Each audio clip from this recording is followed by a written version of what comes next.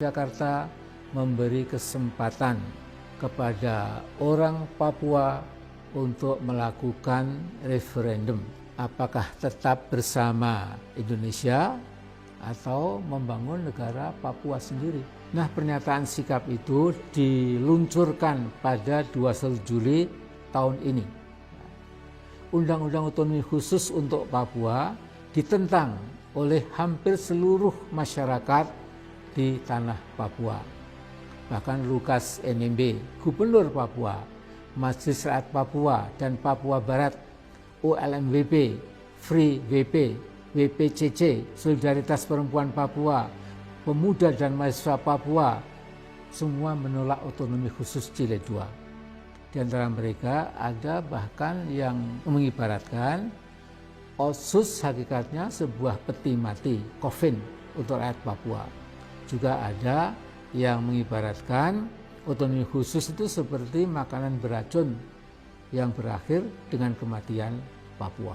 Dewan Gereja Papua, BPCC, juga menolak Otsus Jilid 2 dengan alasan karena dirancang sepihak oleh Jakarta. Refleksi tahunan yang dipublikasikan pada 5 Juli tahun ini bertema Tuhan Otsus dan Pembangunan Indonesia di Papua sudah mati. Tema itu menunjukkan kekesalan dan kemarahan masyarakat Papua yang kini sudah sama cerdasnya, sama pintarnya, sama tajamnya dengan masyarakat suku-suku lainnya di Indonesia. Sungguh sangat gegabah bila di antara kita ada yang masih menganggap seolah saudara kita di Papua kalah cerdas dan kalah pintar dibandingkan dengan suku atau etnik lainnya.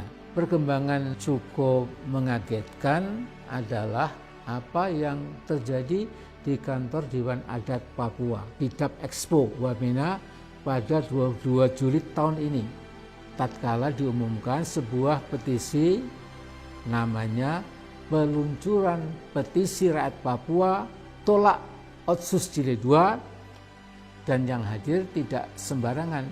Tokoh-tokoh seperti Philip Karma, Yosefa Alomang, Dewan Adat Papua, perwakilan akademisi Uncen, dan 23 organisasi pergerakan yang terdiri dari LSM dan berbagai organisasi akar rumput.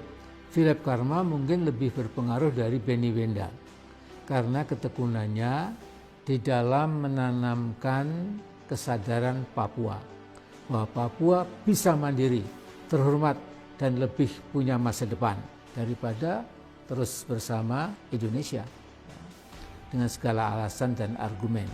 Sementara Mama Alomang atau Yosefa Alomang dianggap sebagai Ibu Kartini Papua, tokoh wanita yang sudah sangat sepuh tetapi berani menentang PT Freeport itu tidak pernah lelah membangun rasa percaya diri rakyat Papua.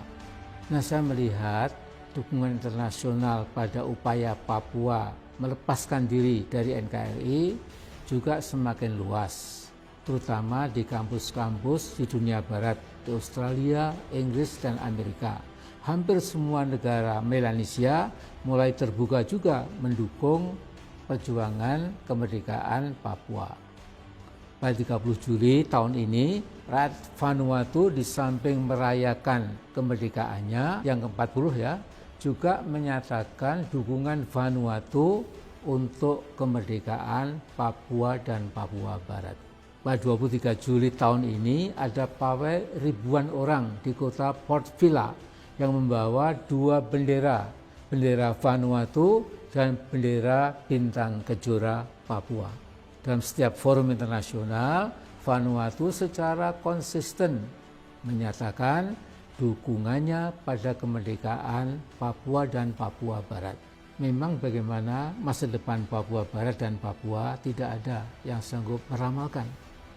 Hanya saja dalam sejarah bangsa-bangsa sejak dulu sampai sekarang ada sebuah keajekan atau katakanlah lebih tegas lagi sunatullah, bahwa setiap kekuasaan atau rezim penguasa yang tidak peduli pada keadilan pasti akhirnya roboh atau runtuh. Soal kapan bukan urusan manusia. Manusia hanya berusaha, hasil akhir di tangan Allah Subhanahu wa taala yang Maha Esa.